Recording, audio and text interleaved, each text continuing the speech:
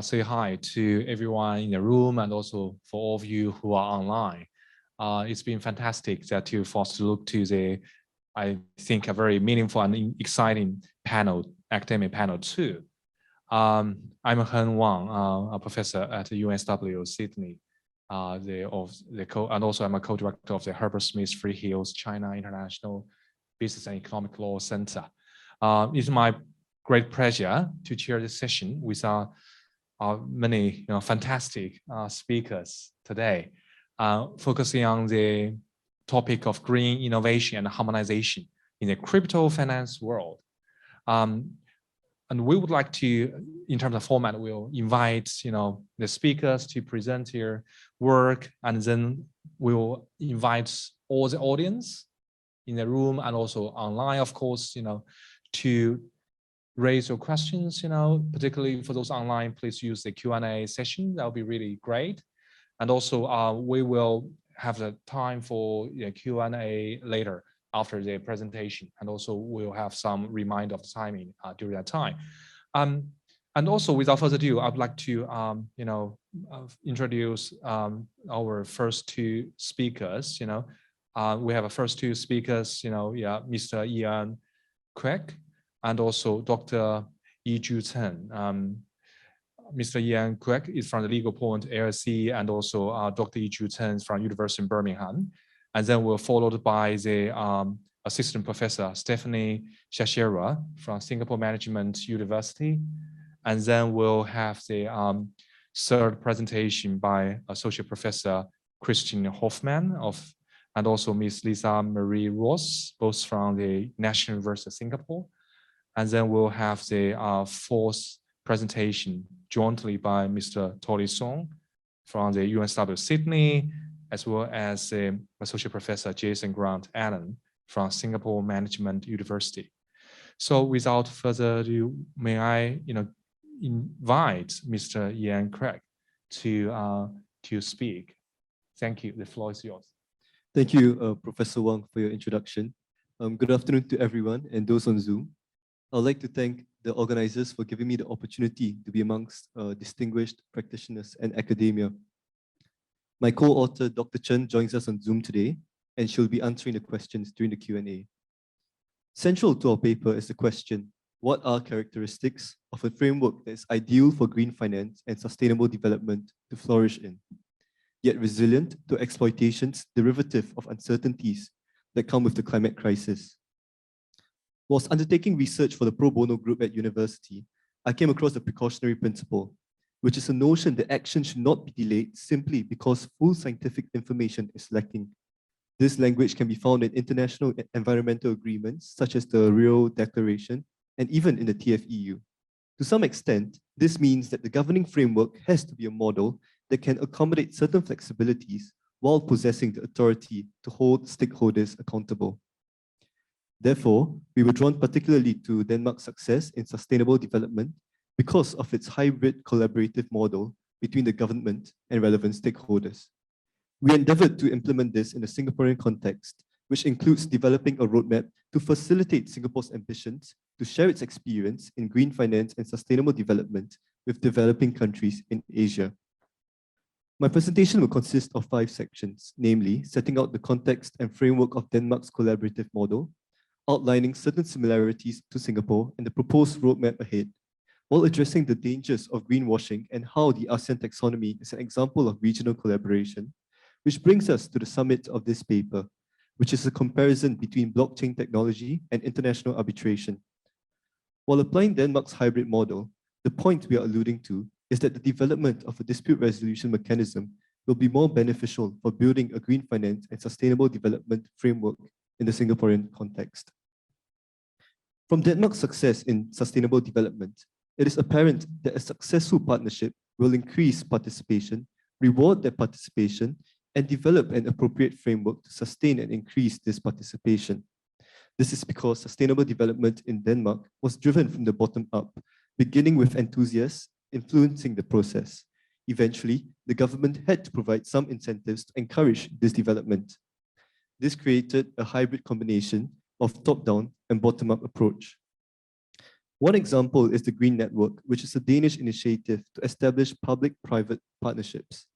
Members of the network display the Green Network flag, which show their commitment to making an environmental statement. This statement is formulated with the authorities through collaborative processes. This hybrid network, therefore, is successful due to the interaction within the government business sphere, where mutual learning fuels its development. Accordingly, an institution arrangement between public authorities and private enterprises is able to handle a multiplicity of interests through their interaction. This mitigates the tension deriving from the precautionary principle. Because the constant dialogue is fueled by bottom-up stakeholders' participation, enabling the government to make top-down policies and regulations that are better and more adaptable to suit the changing dynamic of sustainable development. There are elements of governmental stakeholder, public and private partnership in Singapore. This can be seen in the SG Green Plan 2030, where the government is creating a dialogue between a network of stakeholders, such as individuals, organizations, and even extending into Singapore's financial sector, where the MAS is intensifying their supervisory focus by working with counterparts to enhance global practices in environmental risk management. Further, because Singapore has ambitions to share its experience with developing countries in Asia, we thought it would be useful to incorporate 3 Sustainable Development Goals, where this roadmap seeks to enhance regional and even international cooperation whilst retaining the sovereignty of regional actors, build an adaptable transboundary infrastructure to hold stakeholders accountable, and provide an avenue for the implementation of taxonomy through dispute settlement mechanisms. However, similar to Denmark, Singapore has a relatively high socioeconomic status. Therefore, the limitation of this paper is that more research on a socio-economic level has to be done separately on what will incentivize and reward the participation of lower income communities in ASEAN. Greenwashing is the dissemination of both false and incomplete information by an organization to propagate an environmentally responsible public image, despite it not being true. There is an inherent disconnect between the organization's poor environmental performance and communication of sustainable and green practices. A potential consequence of this is an oversaturation of the market with products and technology that is meaningless to sustainable development, which undermines sustainable technology's entry into the market. Resultantly, investments may be diverted to green marketing rather than developing sustainable technology. In ASEAN's context, claims promising to uplift poor rural communities but are instead left with irreversible impacts are worryingly relevant. The distortion of risk and hazardous consequences while pursuing profits over people will have serious impacts in legitimizing Singapore's ambition to share its experience with developing countries in Asia. Therefore, Singapore has to develop an infrastructure that will be relevant to developing countries within ASEAN by minimizing exploitation of vulnerable communities. One example of doing so at a regional level is the ASEAN taxonomy, which allows a regional framework for shared definitions and a common language. It provides a credible framework where definitions are science-based where necessary, and a foundational framework dictating environmental objectives that economic activity must fulfill to qualify as sustainable. The ASEAN taxonomy is evidence that a common language from the top down provides legitimacy and further mitigates the precautionary principle. In this context, when considering the adoption of emerging technology, the pertinent question is whether it will contribute to building a resilient infrastructure. Blockchain technology has been hailed to be a powerful tool where transparent and traceable information can be shared. Proponents of this technology posit that as a regulatory focus on climate change continues to grow, there will be increased demand for transparency and granularity of these products. A positive environmental impact will be demonstrated by real-time collection and analysis of green or low carbon data for timely decision-making. This is achieved because applications are developed according to a peer-to-peer logic where organizations can exchange information without the need of central bodies to verify identity, validate transactions, or enforce commitments, or at least by removing the need of many intermediaries. Conversely, Low and Make posit that the technical attributes of blockchain technology guarantee the supposed trustlessness of the entire system, which differs from traditional ledgers where the trustworthiness of the keeper of the ledger is indispensable. The difficulty with a decentralized ledger, beyond fiduciary obligations, is that it is an aggregation of stakeholders with the potential of creating a collective narrative that may otherwise be untrue. This is because it is absent of the legitimacy deriving from a top-down authority.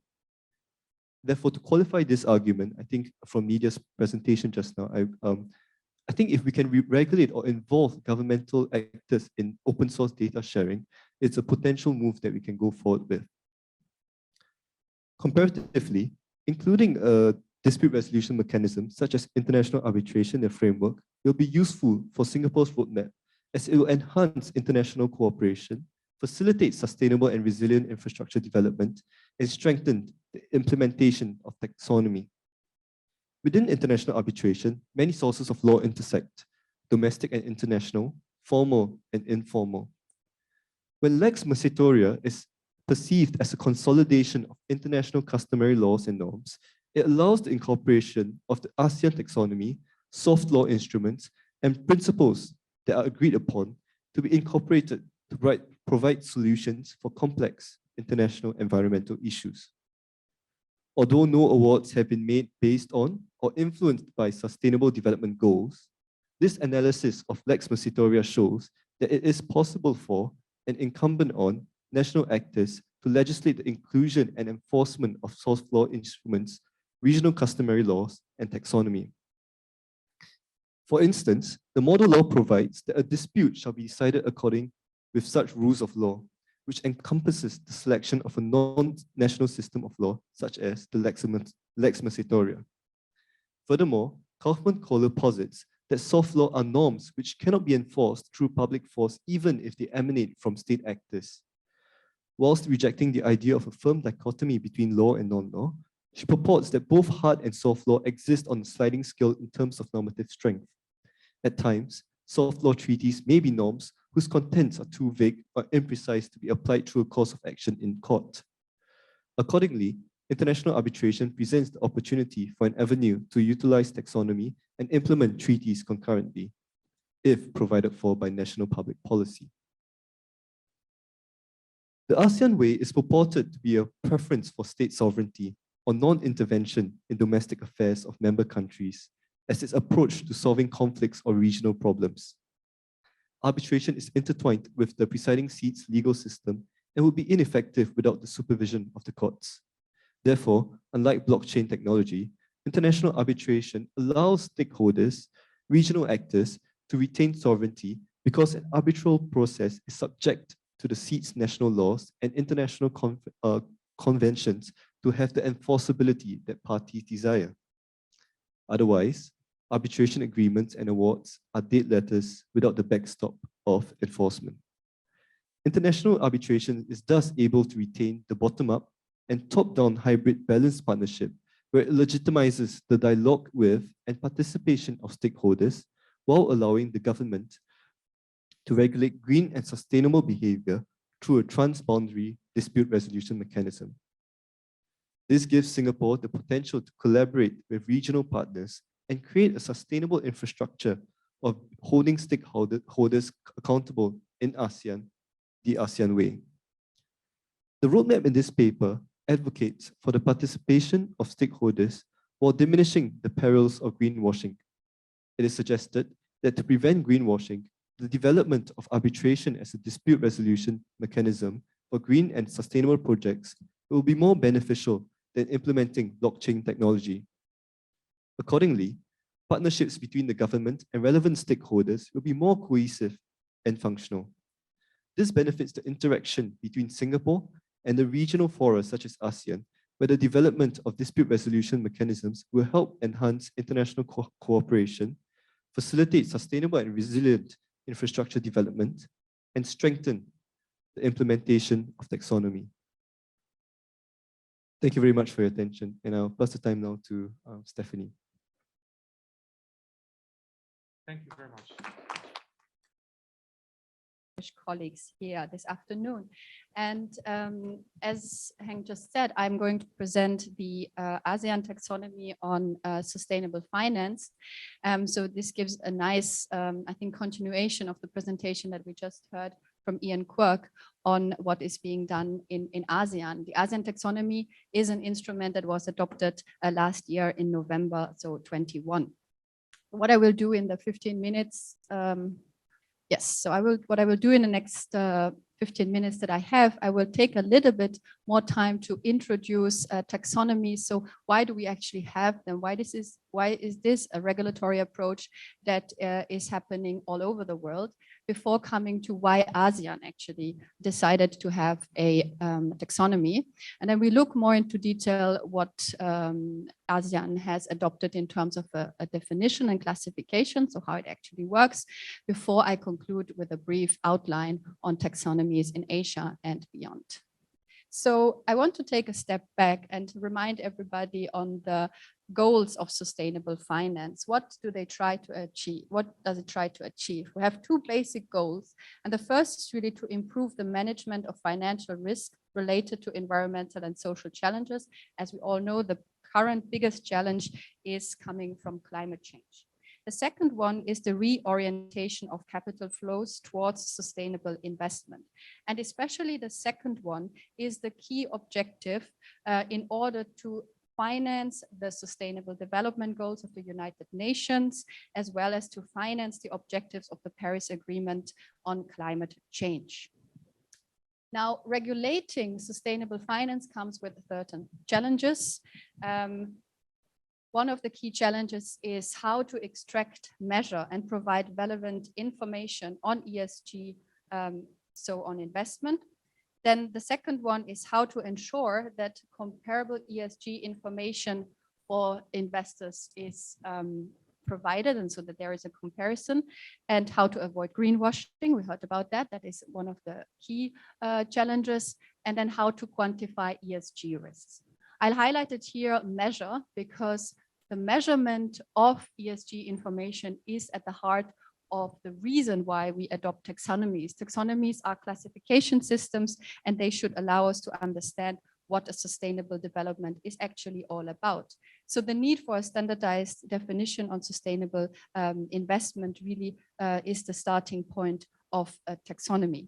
And I'm also briefly going to this. It looks a bit basic and maybe childish in a way, but I wanted to highlight that on the one hand, it's widely accepted to measure the risks that come, for example, from climate change on a corporation. So this is typically what is included in an ESG rating. We know that, for example, rating agencies such as MSCI, they focus a lot on the risks assessment and then on how the corporation integrates or tries to mitigate these risks. A little bit less the focus of ESG rating agencies, we have that, but the focus on impacts is less given, even though the impacts of a corporation for communities, for the planet, for ecosystems are really at the stake when we talk about financing the SDGs. And also these are the ones that are of interest, let's say, for the broader public. So going beyond the investment community, but also for society and the government.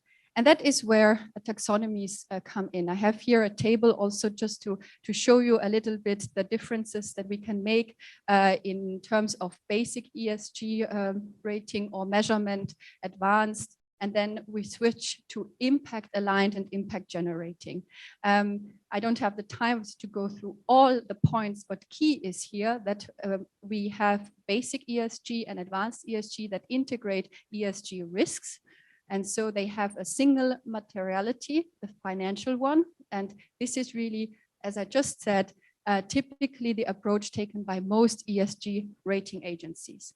Now, the impact one is what we then call the double materiality, because also this side of the spectrum includes the risks, but it also takes into account what the company is effectively doing to mitigate climate change, to climate change adaptation, and so on. And again, this is where the taxonomies come in, because taxonomies that I researched on so far and examined all go for the approach of double materiality.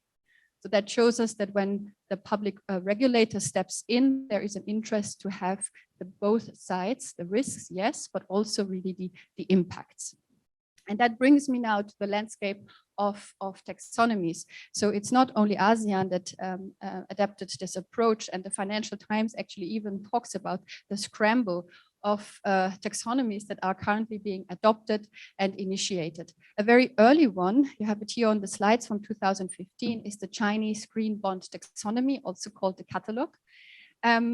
The one that is, of course, well known because it's a binding instrument is the 2020 EU Taxonomy Regulation. And interestingly, China and the EU are in discussions about a common taxonomy for sustainable finance, but these discussions are ongoing. Now, turning finally to ASEAN, we have 8 member states, as you all know, and not all of them already engaged into sustainable finance to begin with, and not all of them have taxonomies. I have here the 4 countries that either have already a taxonomy, such as Indonesia since 2022 and Malaysia since 2021. And then we have ongoing works in Singapore and in Thailand. So Singapore ongoing work of the Green Finance Industry Task Force, and taxonomy is expected to be published next year. Now, why do we have a ASEAN taxonomy? There are, first of all, practical reasons and objectives why ASEAN decided to adopt a taxonomy. One of the reasons is very pragmatic. We want to avoid different approaches within the region. For taxonomies in general, we want to increase the clarity of what a sustainable economic activity is. And so these are, of course, also for the ASEAN approach, important to provide clarity for business and investors.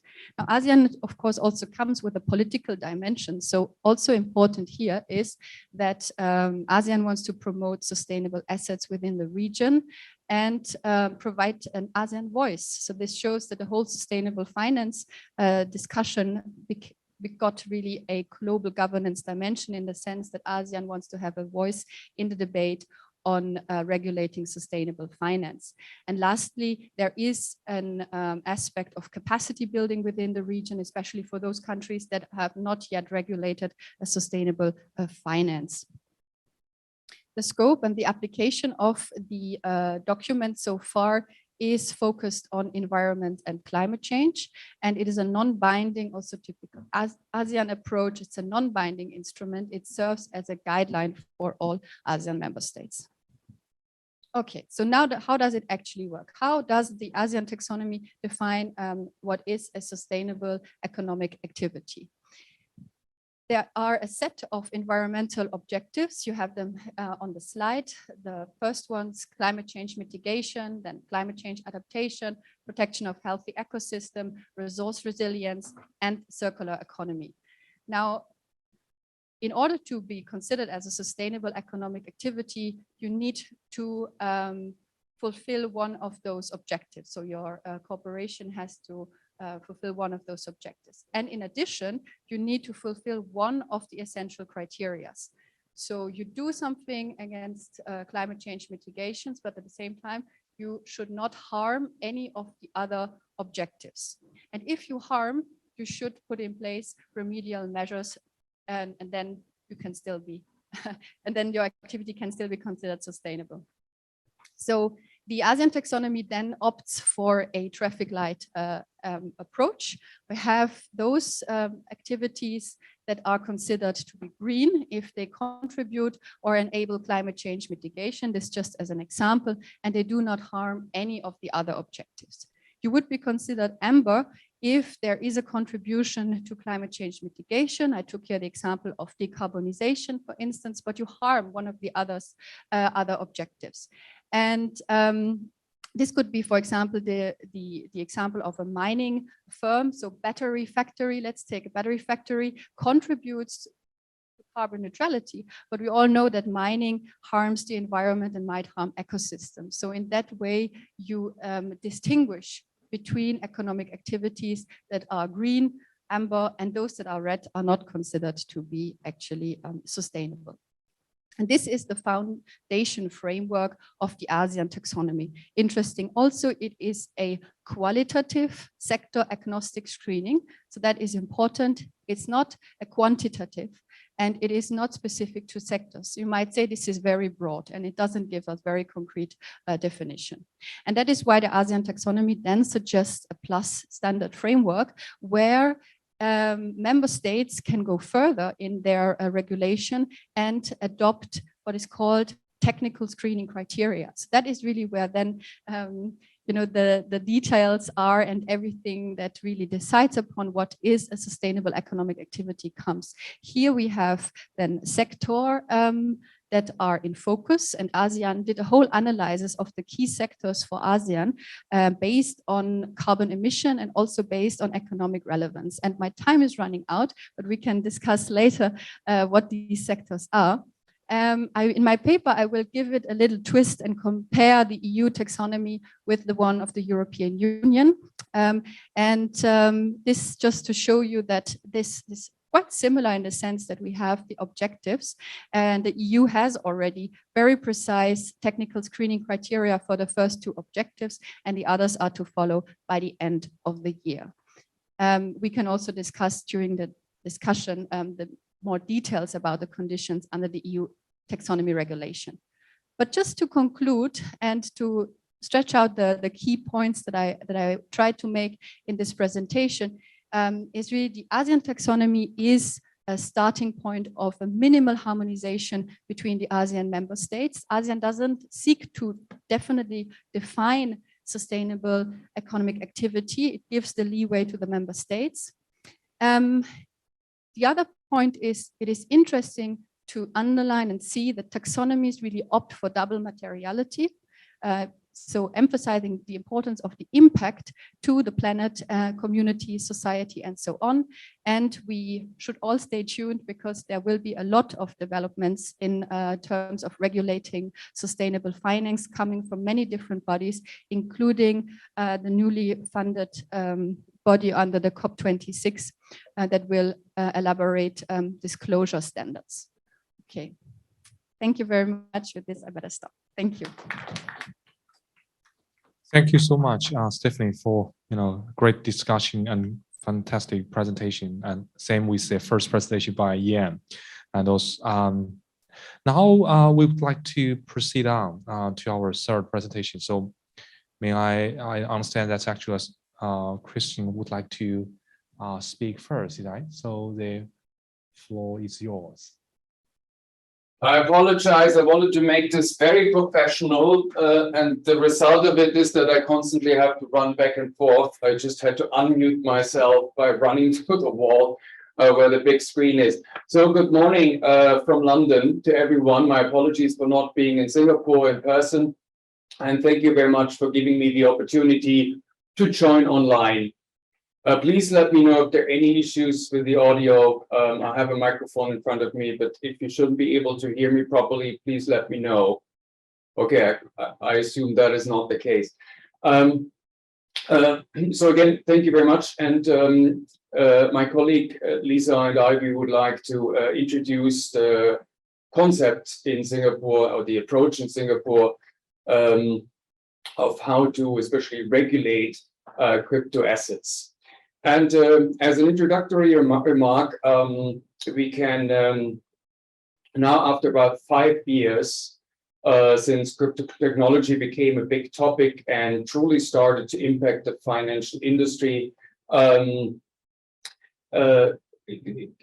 it a time for a new assessment, for a reassessment of how we deal with crypto assets.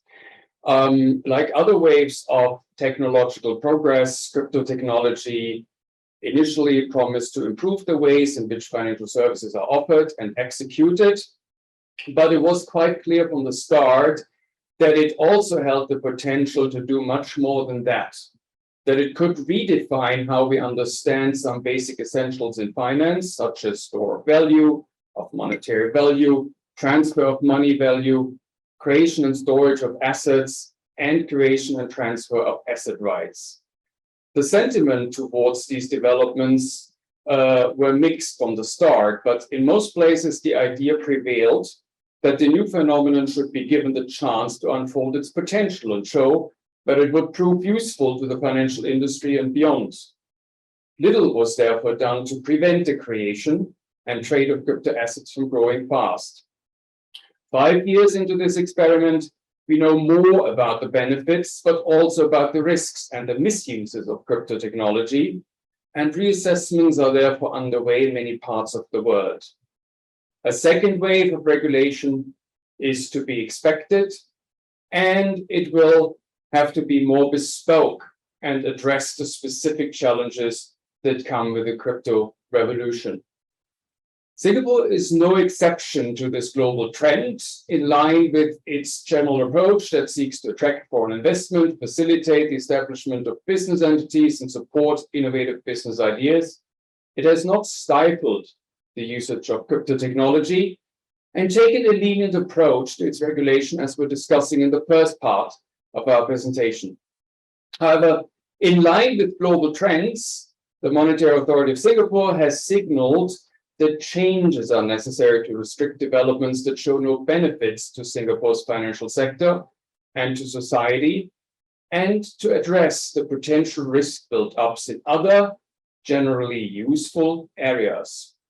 And these points will be subject of the second part of the presentation. And with these few introductory words, I would like now hand over to Lisa, who will cover the first part about the status quo or the current state of affairs of law and regulation on crypto assets in Singapore. The legislator and the MAS distinguish 4 types of digital tokens: digital security token, digital payment token, utility token, and non-fungible token, in short, NFTs. Depending on their functions, different legislative acts apply. The Securities and Futures Act applies to digital security token. The Payment Services Act applies to payment token. The Commodity and Trading Act applies to when digital tokens are backed by commodities.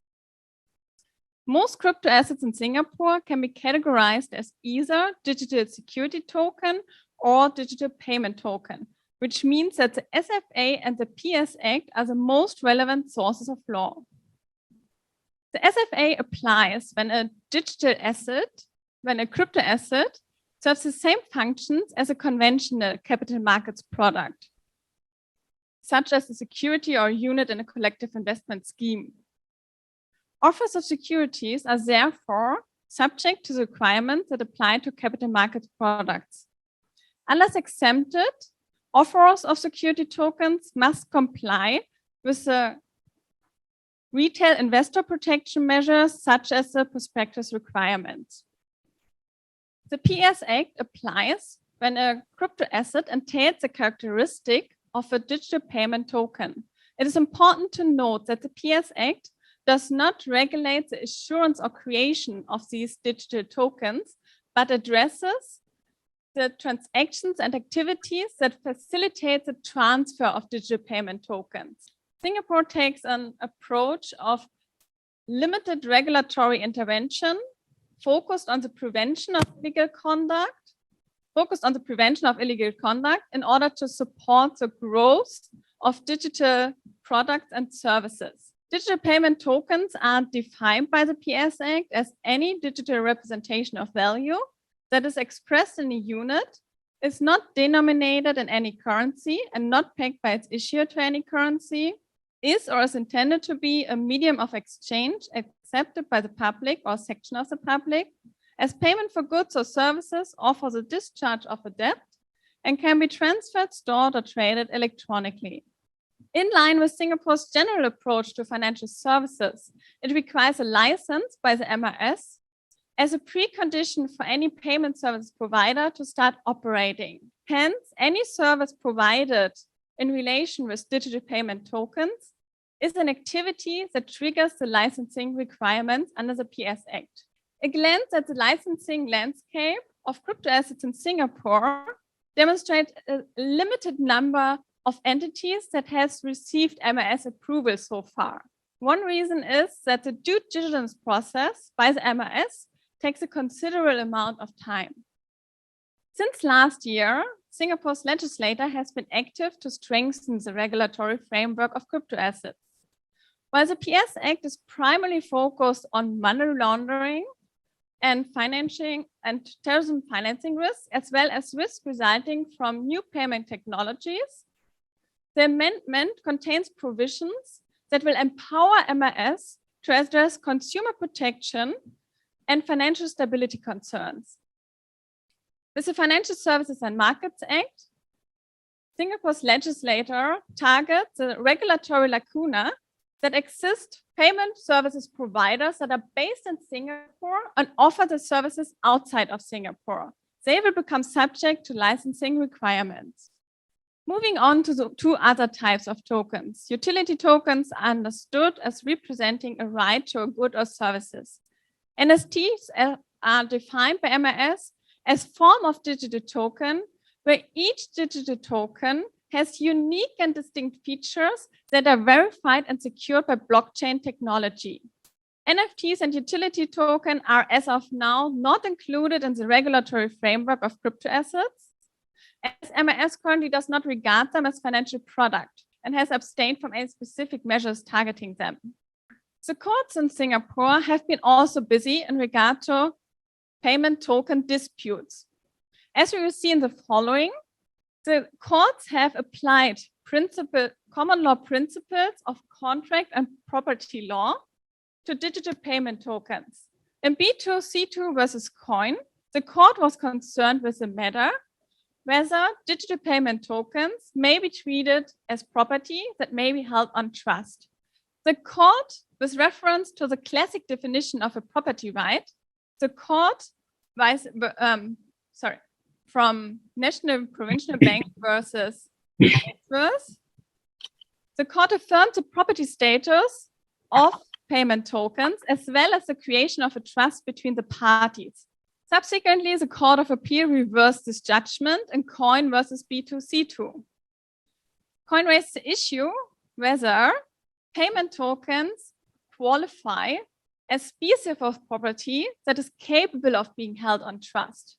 The court cited court orders that imply a treatment of payment tokens as form of property. However, it was not attempted by the court to identify the specifics of this property right, as it held that there was already no certainty to intention to create a trust. Earlier this year, the Singapore High Court reviewed in CLM versus CLN the property right of payment tokens in more detail when it was concerned with the question whether payment tokens may be the subject of a proprietary injunction. With reference to the classic definition by Ainsworth, the court characterized the digital payment tokens in more detail. You can find the definition there. Accordingly, the court confirms that payment tokens can give rise to property rights and granted a proprietary injunction. With these judgments, all of them confirming that the treatment of payment tokens as property in a generic sense, the courts in Singapore paves the way for other common law courts in matters of payment tokens. With that, I hand over to Christian. So there is one last point in part one that we cover in our paper, which underlies this presentation, and it talks about taxation in Singapore, how fiscal authorities treat the creation, but also the trade of crypto assets. But since it is not a core topic here for us, because we talk about the law and regulation, we decided that for time's sake, we're going to skip this one point. Therefore, I'm moving directly to part number 2 now, which talks about the challenges ahead.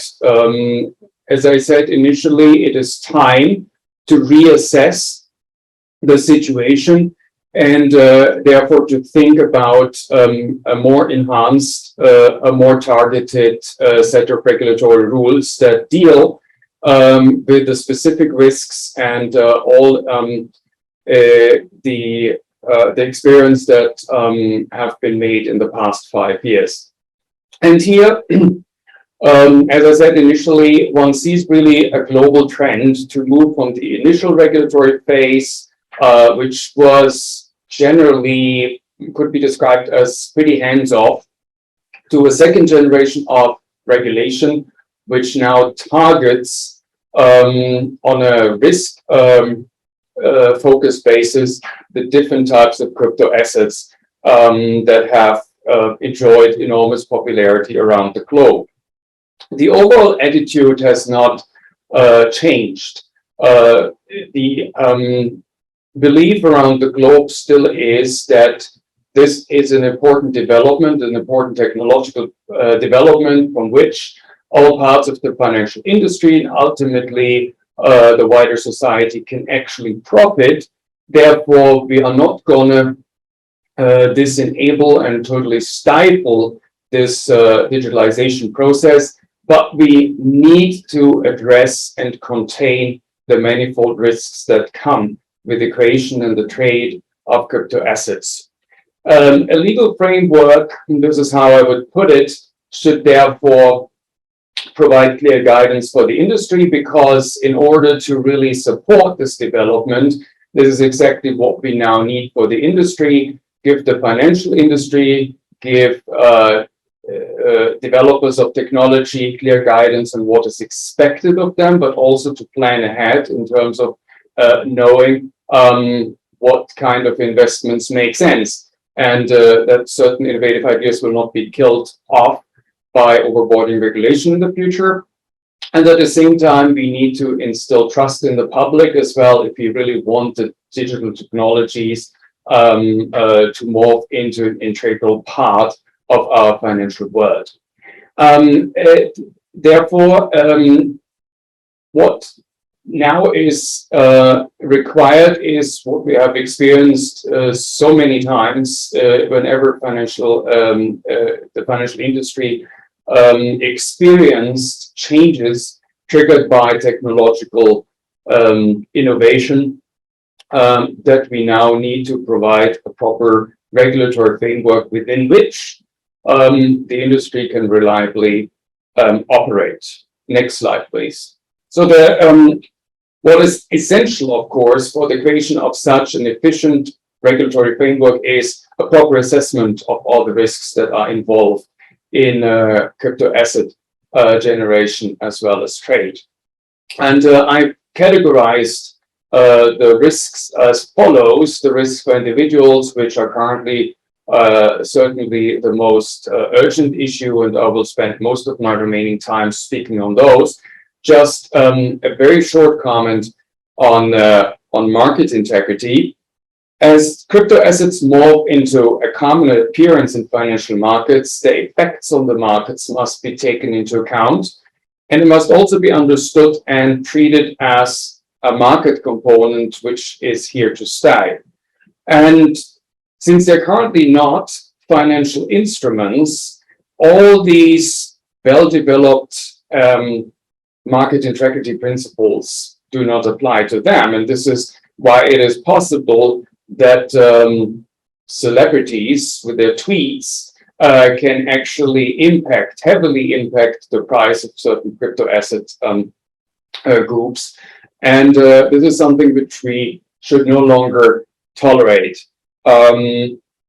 given the high market volumes, but also the high involvement of retail investors in the trade investments in crypto assets, and therefore similar rules as apply to financial instruments need to be introduced in order to guarantee the market integrity in this area, in the crypto asset area as well. Now, financial stability risks, the last point on this slide, are not yet imminent, but the potential is there. Some crypto assets, especially stablecoin schemes, hold significant potential for systemic risk issues, and therefore these should be addressed, not because, as I said, because there is already an urgent or an imminent threat to financial stability in any of the markets stemming from crypto assets, but the potential is there and we need to be prepared. Next slide, please. Oh, yes, here we go. Focus on investor protection. You can wrap up. That'll be great. Yeah, sorry for that. Please wrap up if you can. Yeah. Okay. Good. So the focus on investor protection is that risks must be understood, that misrepresentation must be eliminated. Measures for protection of retail investors should be aligned with what we see in the area of established financial instruments. Therefore, there is clear guidance in that respect. We need to make sure that investors understand the risks and that they are being dealt with accordingly. The next slide, very briefly, please. One of the biggest challenges, of course, in this area stems from the fact that we don't have an established industry, as is the case with established financial products. Next one, please. I skipped this one because of a lack of time. Yeah, so here are the challenges. This whole crypto asset industry is, of course, much more decentralized, which is one of the virtues of it and what makes it so popular. But it comes with serious challenges for regulation. We don't have a bank or any other established physically present institution that can easily be regulated and addressed by regulation. But there are ways around this issue. Some of those, we will hear about the stable coins in our next presentation, therefore won't say much about those. But as we will hear, stable coins need a management of reserves, of collateral that is being used for asset-backed stable coins. So we have a management structure that we can address our regulation to. Otherwise, we always have certain service providers, those facilitating, especially the trade of crypto assets, which can also be the target of regulation. And last point, last slide, please. We need to, as I already said before, systemic importance more seriously. But here again, we are not entirely left alone and I need to reinvent regulation from the start.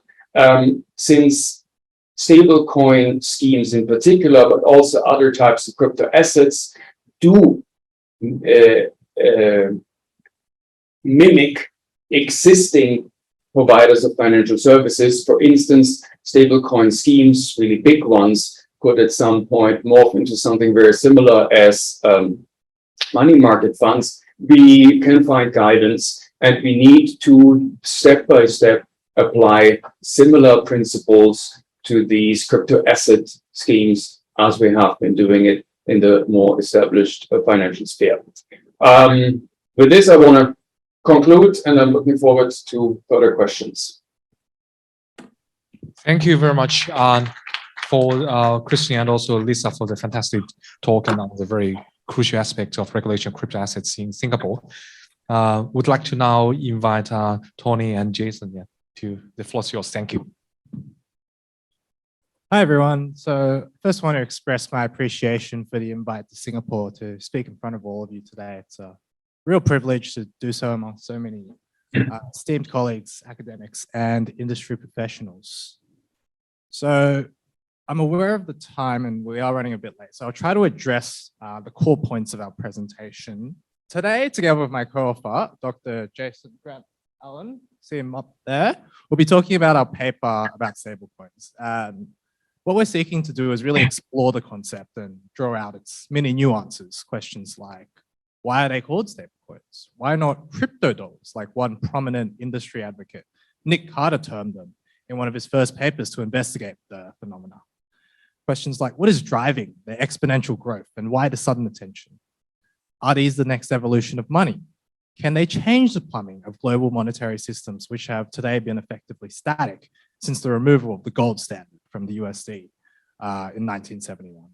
And what are the stakes for the Asia-Pacific region, where digital finance acts as a key driver of growth for millions of unbanked individuals? Can DeFi or decentralized finance play a role in this regard? And of course, the core question is cryptocurrency money or are stablecoins money?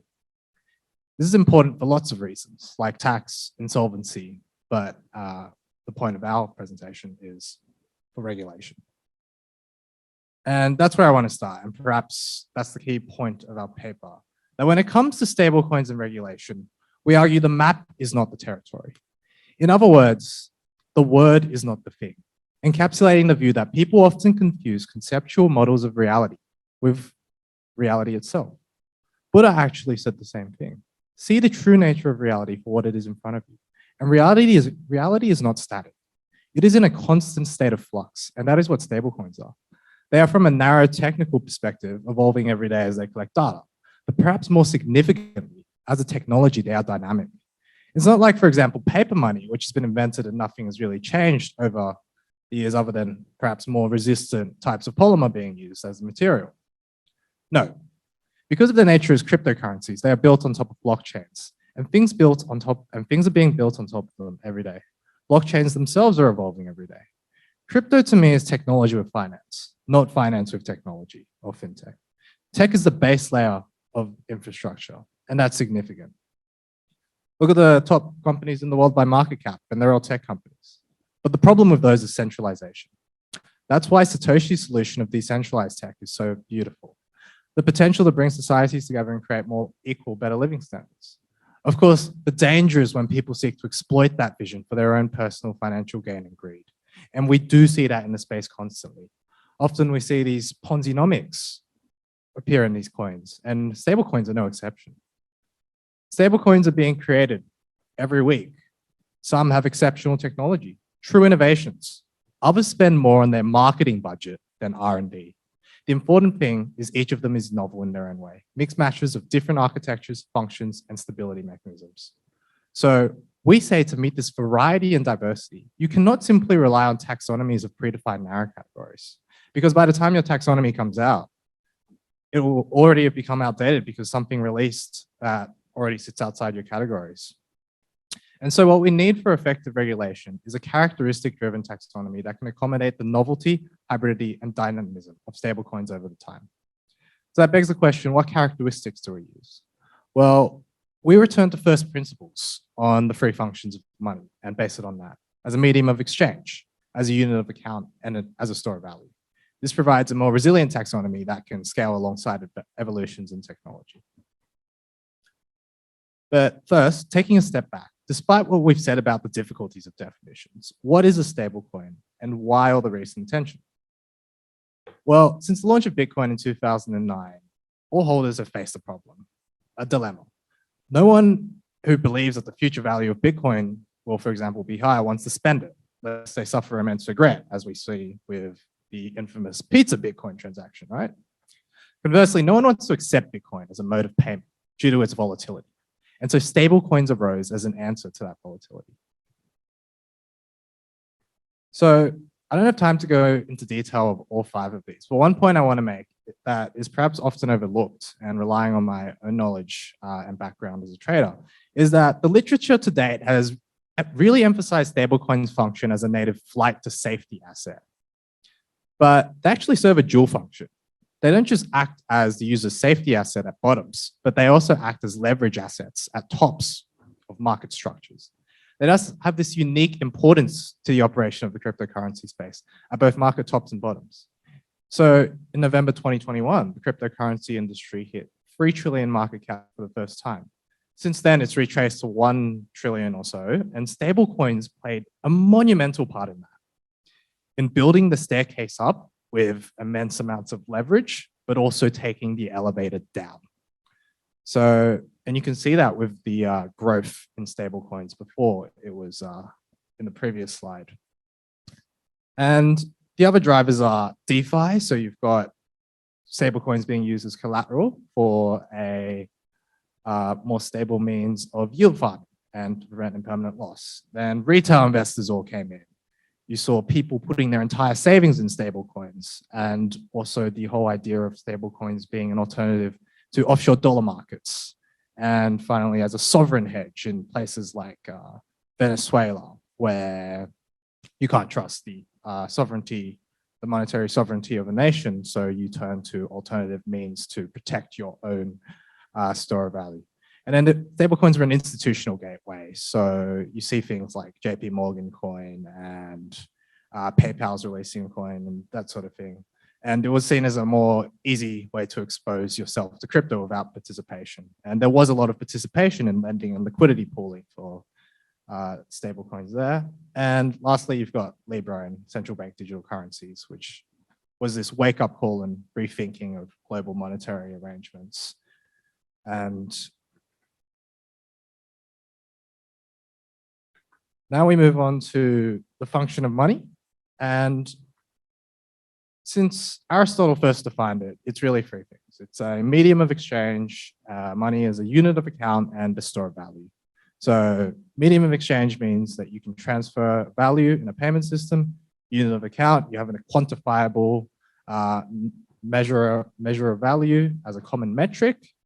And the store of value means that you can store your buying power for the future. You can effectively save your money without spending it immediately. You can postpone your economic decisions. So in many societies, the acceptance of silver or other commodities like gold fulfilled these three functions. So you see this first idea of clay. That was the first sort of ledger in Mesopotamia. Then you see in China, cowrie shells, and then coins, and of course, China's invention of paper money.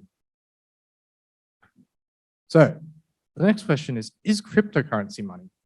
And the conclusion across the literature is generally that no, they don't fulfill these three functional characteristics of money. They're not widely accepted as a means of payment. Surveys suggest that only a small fraction of cryptocurrencies use them regularly for payments.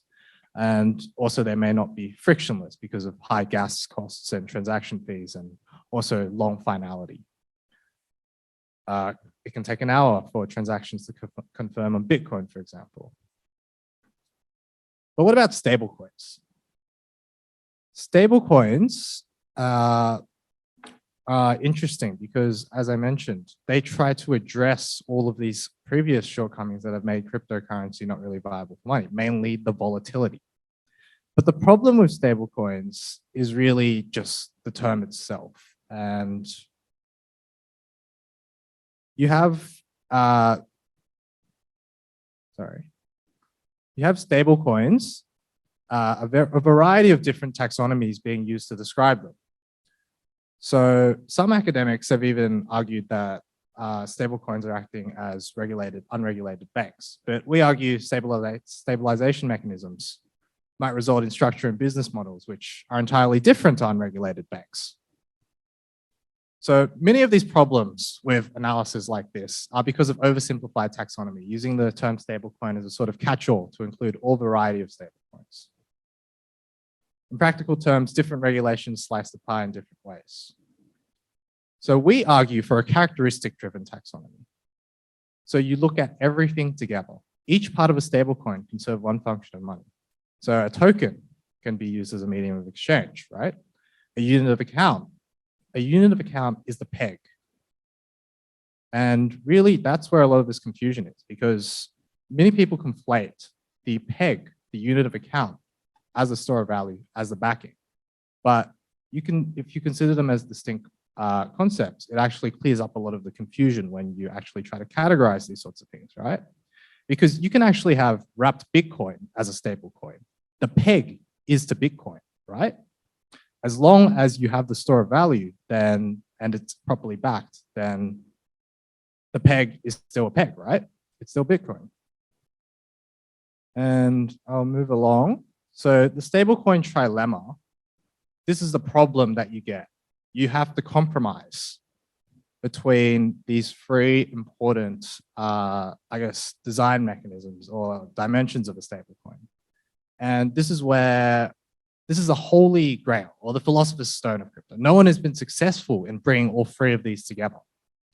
And we're applying our model, our taxonomy over this, because when you consider it within the trilemma, they actually line up a lot with the functions of money. For example, the store of value is actually just your backing, right? It's your reserves within your stablecoin. Your peg is just your unit of account. You can transact in Ethereum. NFTs are priced in Ethereum. And the token is a decentralized medium of exchange. It's decentralized because it is immutable. Governments cannot stop you from transacting as a medium of exchange because the entire system is immutable. And this is really the big sort of problem nowadays, and one that, if you're keeping up with the news, is the whole problem with Tornado Cash, right? That decentralized stablecoins, is there a need for them within the ecosystem? So I just want to wrap up now. Why this is significant and why we need to talk about these things and understand them at a more technical level is because Maker, which was originally just a collateralized stablecoin, right? That was the categorization of it. They're now planning to free float DAI to become a fully decentralized stablecoin. And for that, you have to consider, what is decentralization? Is it just the decentralization of the smart contract and protocol? Is it decentralization of governance? You need to, and this is the problem with definitions of decentralization. They also vary. And this is DAI trying to effectively save itself, right? You've got Frax stablecoin. It's now integrating real world loans. Aave passes a proposal for yield generating. Your stablecoin is not just a stablecoin anymore. Is it now a security? And so this leads to important decisions for policymakers. And with that, I will wrap up. Thank you very much. Thank you very much, Tony and Jason, for really fantastic talk. And we'll now have the time for Q&A. I guess maybe given the time, maybe we would like to connect some questions and then we'll ask as we finish some. I have some questions here, but also firstly, let's have Professor Zhang Wei to. Thank you very much for these very, I think, wonderful presentations. Actually, I have one question for each of the panelists. So to the first paper, I think, Ian, I noticed you have a very important insight. That is, when it comes to deal with the greenwashing, right? I mean, you said arbitration is better solution than the blockchain, if I'm not wrong, one of your conclusions. I just want you to elaborate a little bit on that, because it seems to me these are two quite different things. Arbitration is dispute resolution method, whereas blockchain, I think in essence, it's a verification, mechanism. So can you give us one sort of quick example to illustrate your point? Second question to Stefanie. So I like your, at the very beginning, you set out like the green financing. What's the goal, the target? You said two things. One is the risk factor. The other is sort of, more like for the green its own sake. Right? So I think this is now, I think, discussed by many sort of, literature in this field. One is the risk factor. The other is the goal, right? What is the green, more generally, ESG, what E means, right? But if we look at these two goals, they can be conflict with each other, because when we think of the green financing as a risk factor, actually we are talking about, we do green financing because of shareholder interest. That's the risk factor aspect. Whereas if you take of this, green financing as itself as a goal, then we're saying actually we are doing green financing in spite of shareholder interest. So I want to understand your sort of view about what should be done if these two aspects actually are in conflict with each other, which certainly they will. The third question is to the third paper, I think, Christian and Lisa. So you have did a very wonderful job summarizing the existing, mechanism in Singapore to deal with these crypto assets. My question is, what do you think is the problem with this existing system, which seems to me is quite similar to the US approach. In Americans, basically, if it's securities, it's subject to the SEC. If it's commodities, CFTC, which seems to be similar to the piggyback or riding on the existing system. My question is, what is the problem? Because if we think about the existing financial regulation system, they actually are doing a decent job. For instance, the security regulation, it certainly deals with the market integrity issue. It deals with the individual protection issue, the two risks I think your paper figured out. Of course, I'm not so sure whether security regulation itself deals with address this financial stability issue, but I think there are other existing systems deal with that. For instance, the banking regulation. So what's the problem? I mean, with this existing system, and why we need to add something else, or do we need something else to address the risks involved in the crypto assets world? Last question to the last paper, I think Jason and sorry. So yeah, I think you mentioned a very interesting thing that is called the stablecoin trilemma. If I'm not wrong, I think some economists proposed a blockchain trilemma. I think, if not wrong, the literature is in 2017, around that time. So in that paper, basically, I think it's very similar to yours, trilemma. But I think my question is this: you mentioned one particular, element of the trilemma you called capital efficiency. So I want to understand what do you mean by capital efficiency, because in the economists their trilemma, they also talk about efficiency. The efficiency is more about, like, for instance, you use too much, energies, right? I mean, in the blockchain trilemma system. So when we talk about capital efficiency, usually we're thinking about the capital allocation efficiency. So I don't know how this kind of can link to your trilemma. Especially, I want to ask, if we have the peg stability and decentralization, why this capital efficiency has to be sacrificed? Thank you very much. Thank you, Professor Zhang, for the great questions. And also, we have some additional questions due to time, maybe just two of the final presentations to Christine, Lisa, Tony, and Jason. One is that, some of you mentioned about regulatory arbitrage of the stable coins, so how to deal with the regulatory arbitrage, because of different approaches to them by the governments, in terms of regulation. And secondly, how to deal with, the balance between being specific or precise, in regulation, vis-a-vis being, flexible, to make sure that you accommodate involving technology, how to strike a balance in regulation. So these four, the final two presentations by four of you. So without further ado, maybe we have each presenters, we have about, 3 minutes to 4 minutes for each presentation yet. So maybe we can start with Ian and I-Ju, please. Yeah, thank you very much. I think before my co-author adds, I think before the panel, there was talk about gamism and human nature. And I think what the comparison we're really drawing to is because as humans, there's a lot of disputes between us, and it's not as linear as gamism purports it to be. So the comparison we're really drawing is that with decentralism, you can get an aggregation of views to form a completely different narrative. And this was examples like GameStop and Dogecoin, which was scary because then the market just fluctuates in that sense. I drew a comparison with arbitration because arbitration has a source of law called Lex Mercatoria.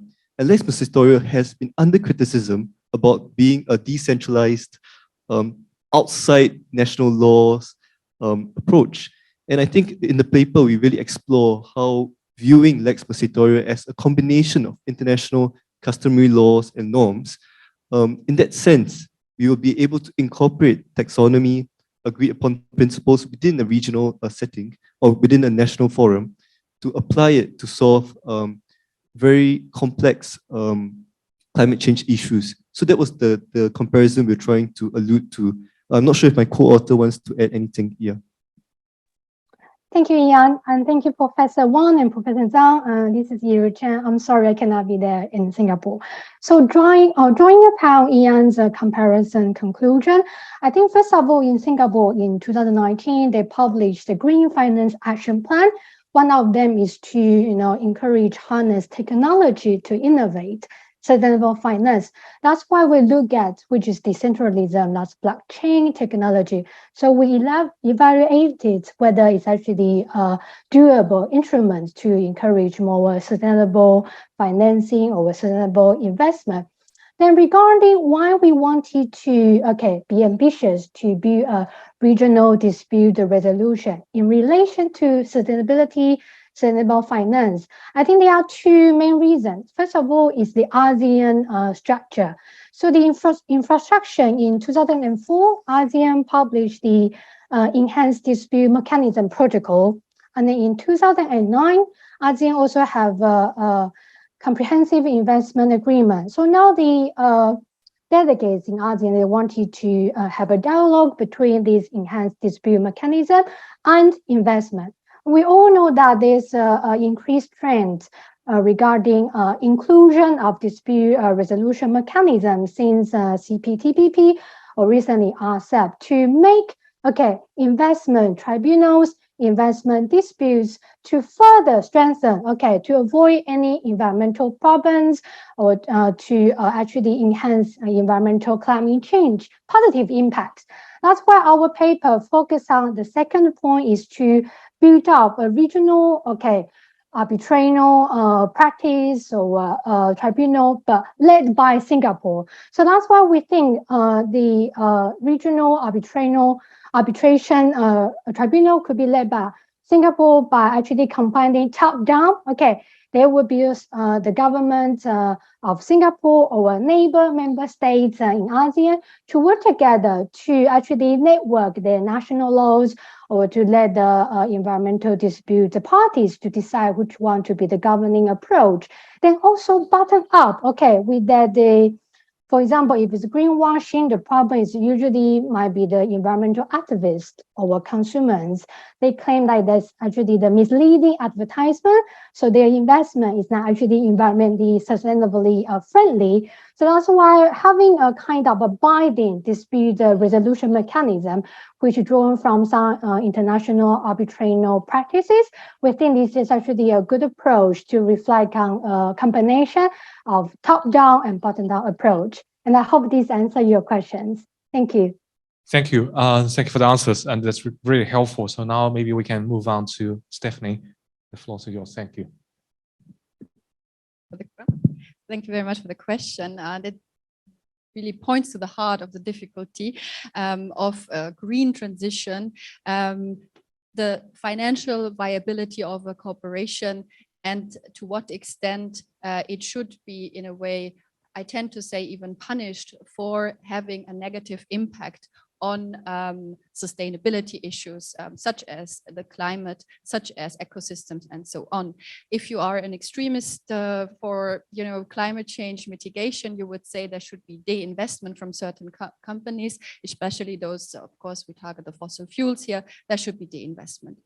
And I agree that in a sense with you that we have this conflict in theory, but I think my point would be here that in practice, we are not yet precisely at this conflict point, because to take the second objective seriously, so to reorient capital flows towards sustainable investment, we first of all need to define what a sustainable investment is. So currently, the situation is as such that there is no clarity on what we actually consider to be a sustainable investment. And that is why in the paper, and I hope this point was also made clear, that I think taxonomies, even though there can be criticism on that's the way to go, because we need more clear defined definitions. And maybe just a point on taxonomies, it's a highly scientific approach that are taken here. When it's done in more concrete terms, we go into sector-specific approaches, and even then within a sector. So if I take, let's say, transportation, then we go precisely if we talk about trains, if we talk about other things, and they have precise targets that should be met. So all this is helping corporations and also investors to become clarity what is actually ongoing.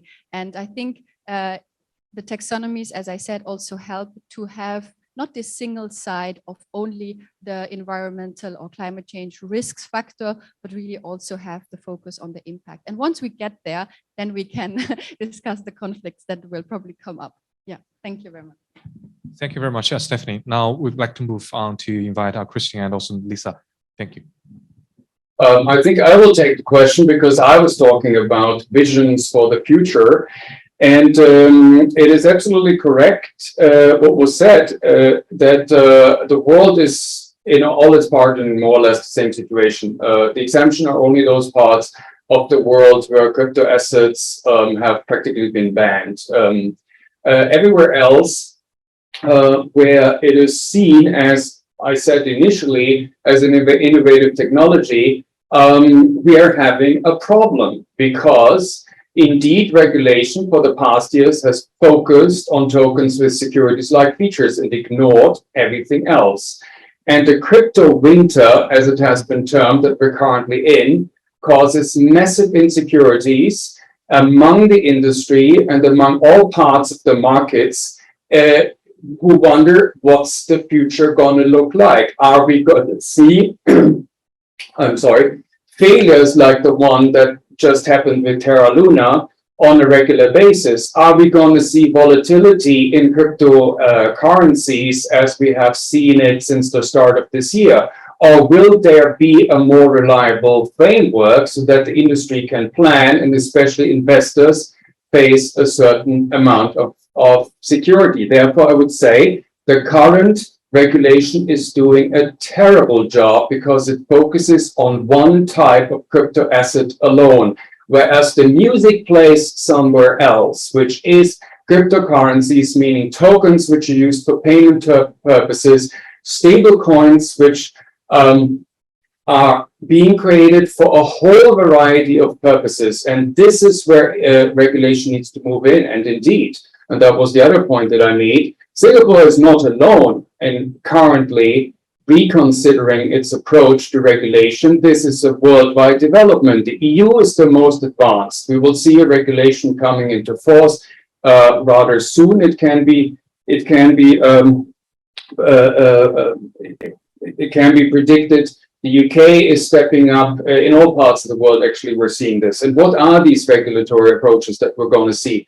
We need to make sure that cryptocurrencies are being regulated as what they are, highly speculative, and as Ravi Menon, the managing director of MAS, just said 2 days ago, do not fulfill any obvious purpose at all. They are a speculative, highly speculative investment, and they must be treated as such. And we must distinguish those by way of regulation from those clearly serving a purpose.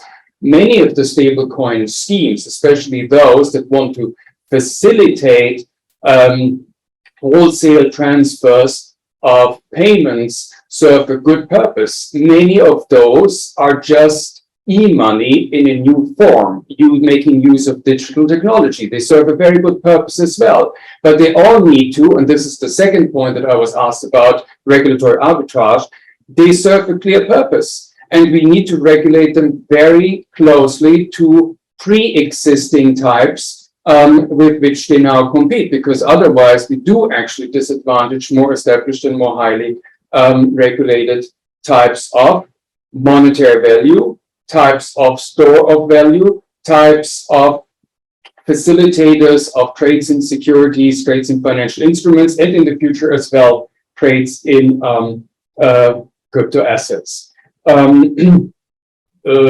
Could say way more. I'll leave it here for the time being, but would be happy to be able to say more or to get further questions on that.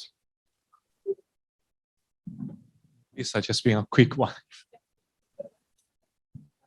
I think the question that was asked online on the regulatory arbitrage, if that happens. So it is important that there are international standards and that they are implemented. So recommendations by the Financial Action Task Force need to be implemented by the jurisdictions. One example is just mentioned in the presentation, the FSM Act, which targets payment services providers that are based in Singapore and offer the services outside of Singapore. This is exactly the point where regulatory arbitrage is now targeted, and hopefully now with a new licensing requirement in at least one jurisdiction, solved. Thank you very much. Now I would like to give the floor to Tony and also Jason. Yeah, please. Yeah, so blockchain trilemma, that is also a trilemma. So there's a bunch of trilemmas in crypto. That's the one where you have decentralization, scalability, and security, and you can't meet all three, right? You only meet 2 out of 3. And the same thing applies in the stablecoin trilemma, at least for now. So you can only really meet 2/3. And you mentioned capital efficiency, and why does that have to be sacrificed for peg stability and decentralization? And the reason is in order to maintain decentralization, your reserves need to be held in decentralized assets, like Ethereum, right? If you're holding it in a one-to-one backed up tokenized reserve like USDC, that's still held in a centralized entity. Consequently, you would then be exposed to the centralized point of failure. So how crypto projects mitigate this is they over-collateralize. So for example, MakerDAO has a over-collateralization ratio of 150%. Other projects, which depending on an investor's risk tolerance, are lower, like Liquidity has 110%. And Synthetics has 400%. But then you have to understand the difference. Synthetics is, again, why we say we need a better taxonomy that considers each independent part of the stablecoin, not just equating it in one narrow taxonomy, is that Synthetics is backed with the actual the coin Synthetics. It's not backed with Ethereum, and it's more volatile, and that's why they need a high collateralized ratio of 400%. And yeah, if you sacrifice the peg stability. Yeah, exactly. So if I have $1, I don't want to have to pay 150% on it to get it back. No, it's equal. The problem is in the case of a bank run. So if there's, for example, extreme volatility, a huge crash, and everyone suddenly wants to withdraw their DAI, you need over-collateralization to be able to make that bank run. Yeah. Yeah. So all the over-collateralized to address the risk issue goes back to yeah. That. In that aspect, I don't see the need, right? Because you collateralize it with an actual value of one. Yeah, but then as you said, as you go back to the centralization problem because you're centralizing it. No, it's not whether you will have the same problem. You have this stable core with, for instance, the Honduras. You also need to over-collateralize. It doesn't matter whether the thing is centralized or decentralized. The thing is whether it's volatile. Yeah. But if it's just the US dollar, then it's not volatile, right? It's just the US dollar. So that's where you lose. That's where you lose the decentralization if you hold it all in USDC, right? Yeah, we can discuss that. Hello, Jason. Do you want to add on that? Thank you. Mindful of time, because I know that we're on the hour, just very quickly to thank Tony for presenting on our joint behalf, and also to, he put my name first, but he's the brains and the brawn behind this paper so far, and to thank the joint hosts for allowing me to join in from Tasmania, as I'm unable to be in Singapore at the moment. The one point that I'd add, which is sort of a hobby horse of mine, is around this. Well, first, that our attempt to track the stablecoin trilemma to the 3 classical functions of money and these questions around decentralization. I think this is there are legs in this, and I think it's very worth pursuing. The other thing that I'd note to it is around this store of value and collateralization. The other aspect to it, of course, relates to these policy decisions, and particularly stablecoin issuers' access to central bank facilities, things like lender of last resort and sort of crisis management facilities, and the legal and institutional underpinnings that maintain the value of other forms of digital dollars. And that will be an aspect that we're fleshing out as this work in progress evolves. But yeah, thank you for your for the very lively engagement in the room with our paper, and for allowing me to join remotely tonight. And thank you to Tony. Thank you very much, Jason. I'd like to say that actually thank you everyone our panelists, fantastic panelists with rich, expertise and share a lot of insightful thoughts about those critical, important areas. So with that, I would like to, with a gratitude to all the panelists and also the questions, and I would like to conclude this session. And now, please allow me to hand over to our MC, Kwan Ho. Thank you.